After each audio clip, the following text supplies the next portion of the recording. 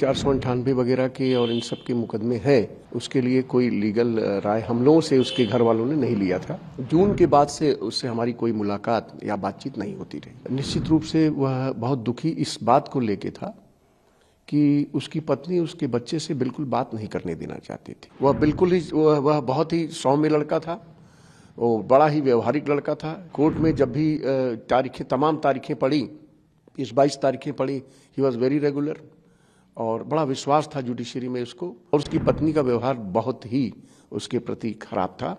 और आगे ये जुलाई से लेके या जून से लेके इसके बीच में क्या हुआ, ये निश्चित रूप से इन्वेस्टिगेशन का विषय है। देखिए, तमाम मुकदमे उसने कर रखे थे उनकी पत्नी ने, अतुल सुभाष के, और 498 डाइवोर्स का भी एक मुकदमा किया गया था, डोमेस्टिक वायलेंस का भी मुकदमा था, और 125 का जो मुकदमा चल रहा था तो वो हम लोग देख रहे थे। और 125 के मुकदमे में 29 जुलाई 2024 में फैसला हो गया था। फैसले में क्या हुआ था और किस तरीके का वो फैसला था? देखिए, वो फैसला मेंटेनेंस का था, जो कि पत्नी को तो कोई मेंटेनेंस नहीं दिया गया था क्योंकि पत्नी कमा रही थी, और उसके लड़के माने अतुल के लड़के व्योम के लिए जो अपनी माँ के साथ रहता था, ये बताया गया, तो उसके फेवर में 40,000 रुपये प्रति माह का आदेश किया गया था। वकील साहब, अभी क्या कोई केस जौनपुर से संचालन हो रहा है या जौनपुर में कोई केस चल रहा है इस विवाद से रिलेटेड डिस्प्यूट से? देखिए, और मुकदमे 498 वगैरह के और इन सब के मुकदमे हैं, लेकिन उसकी पैरवी, उसके लिए कोई लीगल राय हम लोगों से उसके घर वालों ने नहीं लिया था। और जून के बाद से उससे हमारी कोई मुलाकात या बातचीत नहीं होती रही। जून के बाद से? जी। बातचीत में आपको लगा कभी ऐसा कि अतुल किस तरीके का मेंटली हैरासमेंट अतुल के साथ हुआ है या कुछ ऐसी चर्चाएं? देखिए, जिस समय ये मुकदमा चल रहा था उस समय और उसके दरमियान में निश्चित रूप से वह बहुत दुखी इस बात को लेके था कि उसकी पत्नी उसके बच्चे से बिल्कुल बात नहीं करने देना चाहती थी। वो बार बार चाहता था कि भाई बच्चे से हम बात करें। उसकी कोशिश यह भी थी कि अगर दूर पे हैं तो वीडियो कॉलिंग के जरिए मैं अपने बच्चे से बात कर सकूं, लेकिन इन सब चीज़ों के लिए जो है उसकी पत्नी जो है बिल्कुल नहीं चाहती थी कि वो बात करे, और इस बात को लेके वो बहुत दुखी था।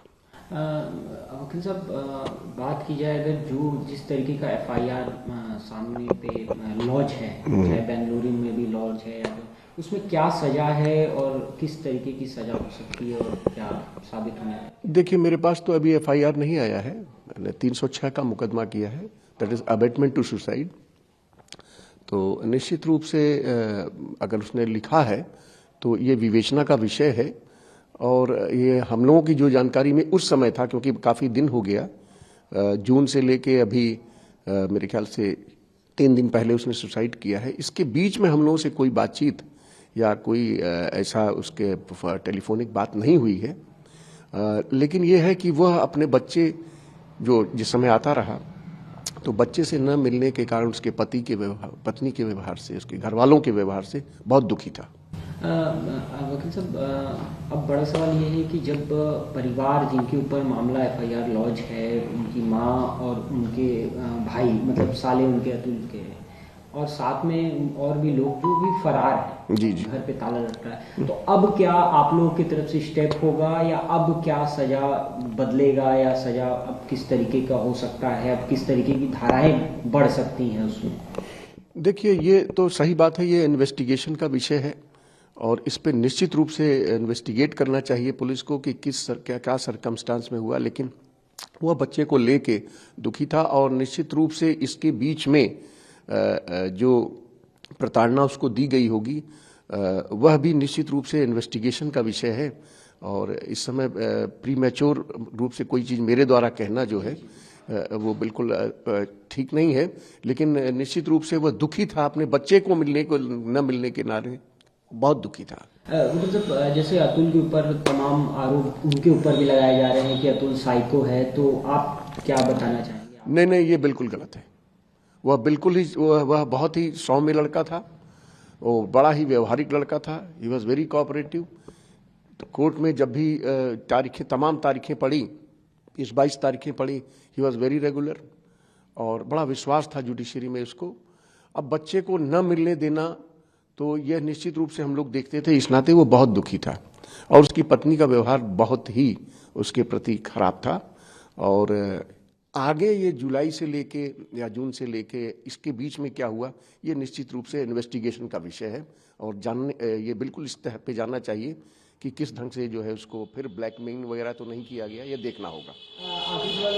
लीगल प्रोस्पेक्टिव की अगर बात करें कि लीगली रूप से क्या होता है अगर ऐसे जो आरोपी होते हैं FIR लॉन्च होता है और वो भाग जाएं तो? देखिए, ऐसा है कि बीइंग कानून की दृष्टि से अगर आप सवाल पूछते हैं तो कानून की दृष्टि में हर आदमी जिसके ऊपर मुकदमा हो जाता है, चाहे वो गलत हो या सही हो, वो भागने की कोशिश करता है। लेकिन प्रथम दृष्टया निश्चित रूप से इसको लोग कहते हैं कि कहीं न कहीं से गलती उनके द्वारा है। तो प्रताड़ना वाली बात तो सही है कि पत्नी उनकी बहुत प्रताड़ित बच्चे को लेकर करती रही और आगे क्या हुआ है और आगे क्या प्रताड़ना हुई है उसके साथ। जैसे वकील साहब, अगर कोई भाग जाए, कोई क्रिमिनल के ऊपर अगर FIR है, वो साबित नहीं है और अगर वो भाग जाता है तो उसके बाद क्या एक्शंस लिए जाते हैं लीगल रूप से? देखिए, भागना इन इटसेल्फ कोई ये नहीं है कि कोई आदमी, कभी कभी सही आदमी भी पुलिस के डर से भाग जाता है। तो इस पे जो है एक लीगल अगर आप सवाल पूछते हैं तो इससे किसी नतीजे पे नहीं पहुंचा जा सकता है। कभी कभी तमाम वजह होती है आदमी के भाग जाने की, लेकिन ये इन्वेस्टिगेशन करना चाहिए। प्रथम दृष्टया तो गलत लगता है और जो गलती मैंने आपको बताया कि उसकी पत्नी जो है और उसके परिवार के लोग भी बच्चे से नहीं मिलने देते थे, इस बात का बहुत बहुत दुख था उस बच्चे को और बड़ा दुर्भाग्यपूर्ण हुआ ये और बड़ा अनफॉर्चुनेटली हम लोग भी दुखी हैं।